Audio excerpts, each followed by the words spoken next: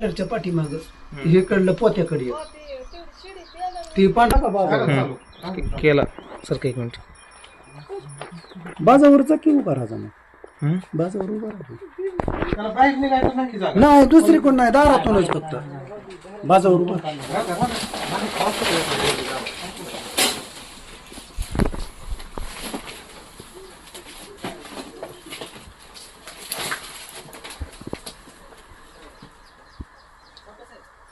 सापच आहे गो सापच आहे रे विवेक ब्राह्मण विवेकचा बॅलरच्या चान्स मागं.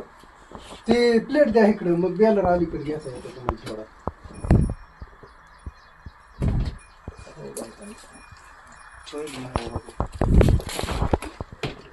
थोडा म्हणाले चुकला पळायला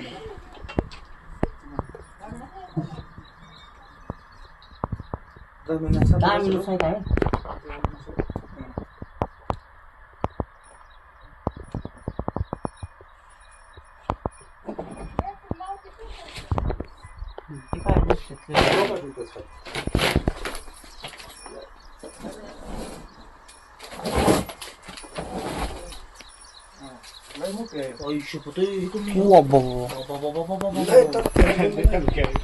केवढा आहे मलाच म्हणलं नाही मी, दोन रुपये एवढा आहे अरे केवढा आहे बघची जास्ती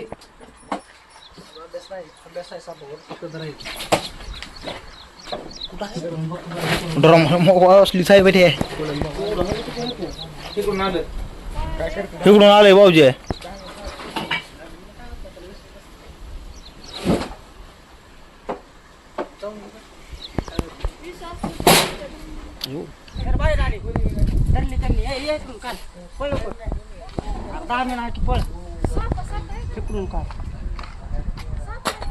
सर साप आहे का दामी नाही कसा आहे कसा आहे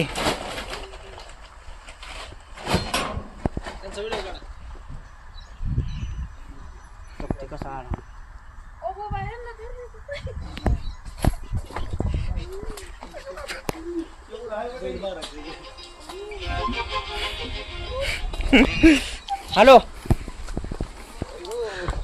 झाली चालू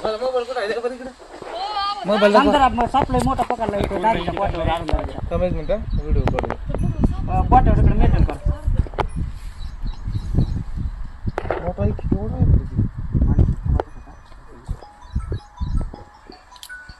खाल्लंय तिने काहीतरी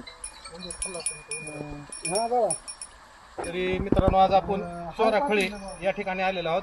आमचे मित्र दिनेश शिंदे सरांनी कॉल केलेला होता आणि त्यांचे पाहुणे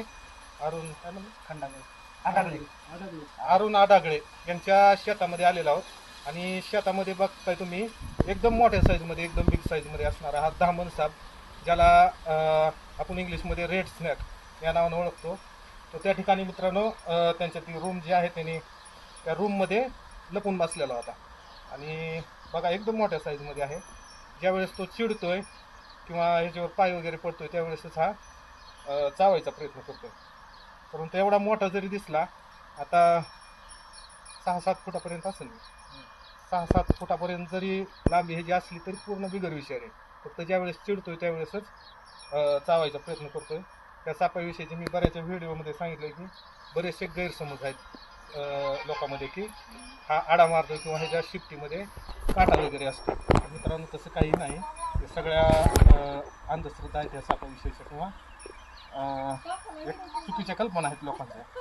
तसं काहीच नाही. फक्त हा जास्त प्रमाणात उंदरावर आपला उदरनिर्वाह करणारा साप आहे म्हणून ह्याला इंग्लिशमध्ये इंडियन रॅट स्नेक या नावानं ओळखलं जातं. आणि मित्रांनो 10 ते 11 फुटापर्यंत लांब होणारा साप आहे. 11 फूट लांब होतं हां 11 फूट लांब. हां ही शेतात बी राहिला तरी म्हणजे भीती नाही एवढी. कोबरा अगर दुसरा घोणस ही असता तर मग लय भीती पण ह्याचं नाही एवढं काय.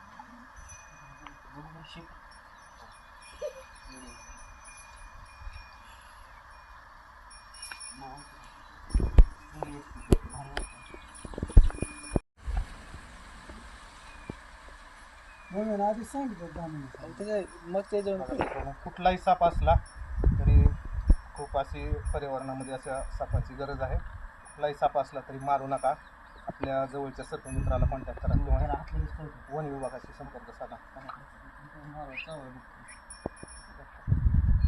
अरुण आडागळे यांच्या शेतामध्ये ज्या रूममध्ये भेटलेला आपल्याला इंडियन रॅट स्नेक हा जो साप आहे तो आम्ही एकदम चांगल्या ठिकाणी त्यांच्या शेतापासून जवळच आपण रिलीज करण्यासाठी आलेलो आहोत. मित्रांनो, व्हिडिओ बनवायचा किंवा साप पकडायचा एकच उद्देश असतो की लोकांची सापाविषयीचे जे गैरसमज आहेत ते दूर व्हावे आणि साप आपल्या पर्यावरणासाठी किती महत्त्वाचा आहे हे सगळ्यांच्या लक्षात यावं.